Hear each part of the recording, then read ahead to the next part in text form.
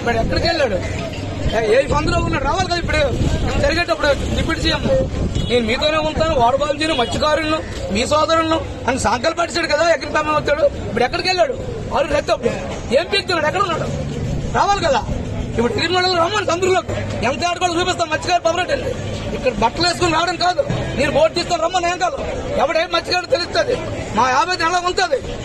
మేము పిల్లలతో బుక్ చేసి వస్తామో రామో తెలియదు, వచ్చే వరకు తెలియదు వాళ్ళు ఏమవుతారో ఏం పోతామని. ఈ రోజు డిప్యూటీ సీఎం ఎక్కడున్నాడు?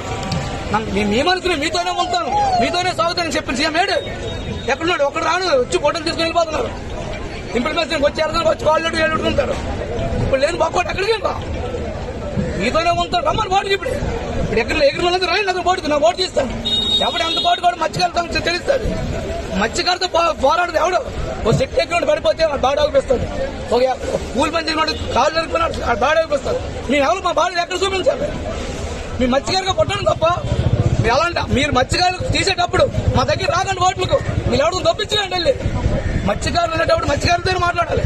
మీతోనే ఉంటాను, మీకు గుండెలో ఉంటాను, గుడ్డుంది ఏడు ఎక్కడుంది? 6 బ్యానర్లు పోయాయి. ఇప్పుడు ఎవడో స్పీకుతున్నాడు.